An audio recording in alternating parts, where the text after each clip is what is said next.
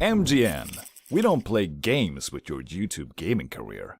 Magicka 2 has recently launched for all your wizarding needs.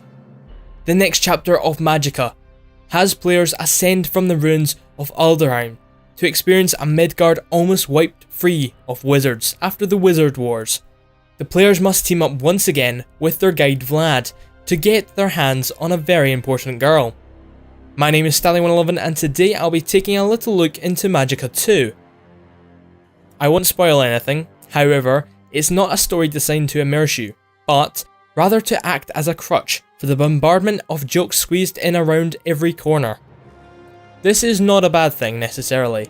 Much like ambitious adult entertainment, I doubt anyone is in it for the storyline, but without it, the experience would feel a little lacking. On to visuals. With fancy new particle effects, rounded edges and more cowbell, the graphical fidelity is significantly improved over that in Magicka 1. However, it is worth mentioning that the GUI in the menu and in-game is more intrusive and not nearly as charming. Once you get into the game, it isn't something that causes a major issue. Occasionally though, I'd find myself setting off hotkeyed spells unintentionally as my mouse cursor travelled over to the icons in all the chaos. It feels as though the GUI in Magicka 2 belongs in an early developer version rather than in the final release of the game. It is very much a cooperative experience. The game is certainly a lot more fun and easier to play when you have an ally at your side. I did experience some alone time, but found it less enjoyable. Like in the first game, you use the Q, W, E, R, A, S, D, F keys to control various elements and combine them to create powerful spells. The difference though is that Magicka 2 allows you to hotkey different unique spells to keys 1, 2, 3 and 4. More buttons normally complicate gameplay, but this actually makes it easier to control your more powerful spells, resulting in a lot less frustration. Throughout the game, you will encounter different creatures, and most of them have weaknesses and strengths, forcing you not to use the same spells over and over. Figuring out if an enemy is too hot for its shirts, or if all it takes is a little knock to the head with a rock, is very rewarding, and stands as one of the pinnacle selling points of the game. Where the game falls behind Magicka 1 though, is the lacking of varied landscapes and creatures.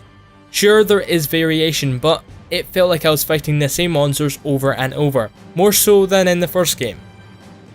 Another thing to mention is that there was a part in the game where my partner and I got stuck, fighting wave after wave after wave. Only after about 10 minutes did we figure out that there was a puzzle to be solved. Call me stupid, but the game hadn't really given us this kind of task before, and so it is bad design to leave us to figure it out through sheer luck. My companion and I experienced a few minor bugs, but nothing game breaking. I encountered a crash at the start of the story, however neither of us experienced any others throughout. During the cooperative segments, my partner experienced some issues with the cutscenes freezing up, missing out on a large portion of the dialogue. All in all, the game is far less buggy than the first game was on release, and it is just as fun and challenging. In conclusion, the game felt repetitive during some segments. However, the overall experience was enjoyable, with a well-polished combat system and an entertaining narrative. It does play very similarly to the first game with some minor design changes. If you enjoyed the first game, you should certainly enjoy Magicka 2. Overall, I am giving Magicka 2 an 8 out of 10. As always, I hope you've enjoyed this video. My name is Stally111 and I have loads of awesome content over on my channel. Make sure to drop a like, drop a comment and subscribe if you've not done so already. Peace off.